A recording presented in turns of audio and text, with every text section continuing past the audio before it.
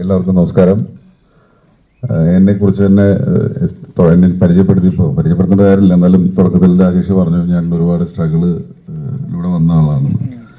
അത്തരം ഒരുപാട്, അത് സത്യമാണ്. അതിനെല്ലാം ഒരു ഫുൾഫിൽനെസ് കിട്ടുകയല്ലേ, നമുക്കൊരു തൃപ്തി കിട്ടുന്ന മൊമെൻ്റാണിത്. കാരണം എൻ്റെ ജീവിതത്തിൽ ഇത് സ്വപ്നമാണോ സത്യമാണോ എന്നൊക്കെ ചോദിച്ചു കഴിഞ്ഞാൽ അത് പറയാൻ എന്താ പറയുക, ഭയങ്കര ഭാഗ്യം. മണിസാറിൻ്റെ കൂടെ വർക്ക് ചെയ്യുന്നു, അതും മണിസാറും കമൽ സാറും വർക്ക് ചെയ്യുന്നു. കമൽ സാറിനെ ദൂരത്തുനിന്ന് കാണണമെന്ന് ആഗ്രഹിച്ചിട്ടുള്ള ആളാണ്. പൊന്നിയിൽ ശെൽവൻ്റെ ഒരു ഫംഗ്ഷന് മണിസാറെ വിളിച്ചിട്ട് ഞാൻ പോയപ്പോൾ സാറിനെ ഒന്ന് ക്ഷയിക്കാൻ കൊടുക്കാൻ പോലും എനിക്ക് പറ്റിയില്ല. അതിനുശേഷമാണ് ഈ പടത്തിൽ ഞാൻ വരുന്നത്, അഭിനയിക്കുന്നത്. അപ്പോൾ അതിനുശേഷം എനിക്ക് സാറായിട്ട് സംസാരിക്കാൻ പറ്റി, ഭക്ഷണം കഴിക്കാൻ പറ്റി, ഒരുമിച്ചിരിക്കാൻ പറ്റി. അത് എന്താ പറയുക, ഞാൻ നേരത്തെ പറഞ്ഞ ഒരു ഫുൾഫിൽനെസ് എന്ന് പറയില്ലേ, തൃപ്തി. എനിക്കൊരു തൃപ്തി തന്നതാണ് ഈ മൊമെന്റ്. ദൈവത്തിന് നന്ദി.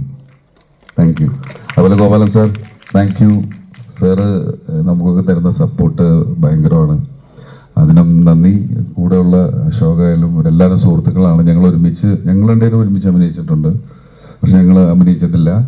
പക്ഷേ ഈ സിനിമ തഗ് ലൈഫ് ഭയങ്കര ഒരു എക്സ്പീരിയൻസ് ആയിരിക്കും. കാരണം രവി കെ ചന്ദ്രൻ, റഹ്മാൻ, ശ്രീകർ പ്രസാദ്, മണിരത്നം, എൻ്റെ the one and only Kamal Haasan.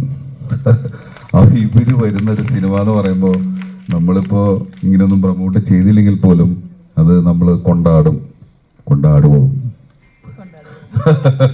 Thank you sir. തീർച്ചയായിട്ടും ഇനി നമ്മൾ